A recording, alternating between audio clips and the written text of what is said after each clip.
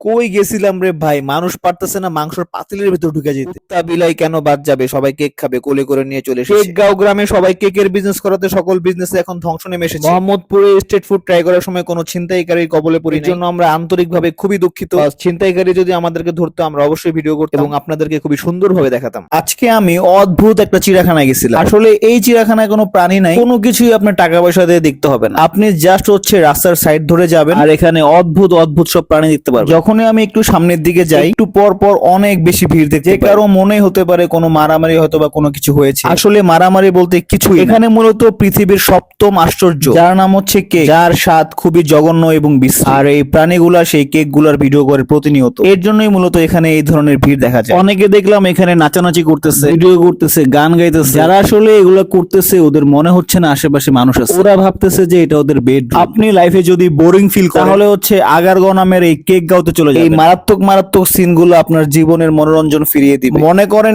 একদিকে ধুলাবালি, আরেকদিকে মানুষের চাপ, অন্যদিকে ঘাম থেকে শুরু করে সমস্ত ময়লা একসাথে। মানে বুঝতে পারতেছেন পৃথিবীর সপ্তম আশ্চর্য কেকের কি অবস্থা। 75% মানুষ বলতেছে খুবই বিশ্রী, খুবই জঘন্য। এর থেকে নাকি এলাকার যে বেকারি আছে এর কেক খাওয়া অনেক ভালো। যাই হোক, আমরা যথেষ্ট মনোরঞ্জন করে ফেলেছি এবং অদ্ভুত অদ্ভুত ওই প্রাণীগুলা দেখার পর আমাদের একটু ক্ষুধা লাগে। আমরা আগারগাঁও থেকে বেরিয়ে মোহাম্মদপুর চলে আসি। মোহাম্মদপুরে আসার পরে আমরা অনেক লাকি ফিল, বিকজ অফ মোহাম্মদপুরে নাকি প্রচুর পরিমাণ ছিনতাইকারী। আমরা আসলে ওই দিন কোনো ছিনতাইকারীর কবলে পড়ি, জানি না আমাদের ভাগ্য ভালো নাকি ছিনতাইকারী সব ঘুমাচ্ছে। তারপর ওইখানে হচ্ছে আমরা কিছুটা সময় স্পেন্ড করি। এখানে হচ্ছে আমি কিছু ব্যাপার শেয়ার করি যেটা হচ্ছে আমার পার্সোনাল অপিনিয়ন। মানে হচ্ছে এই স্যুপ, তারপর হচ্ছে এখানে সামনে হালিম পাওয়া যায়, এগুলা নাকি খুব হাইপ, অনেক বেশি বেশি hype। আমার কাছে আসলে অতটা হাইপ হওয়ার মতো কোনো খাবার এগুলা মনে হয়। নরমালি হচ্ছে মোহাম্মদপুর যে আপনার এগুলা খাওয়ার জন্য যেতে হবে ব্যাপারটা কিন্তু এমন কোন একটা কাজে গেছেন ট্রাই করবেন, তো সেই ক্ষেত্রে ঠিক আছে। নরমালি হচ্ছে আপনাদের এলাকা, আপনাদের গলিতে যেই টাইপের খাবার পাওয়া যায় এগুলা কিন্তু ঠিক সেম টু সেম ওইরকম কিছু একটা।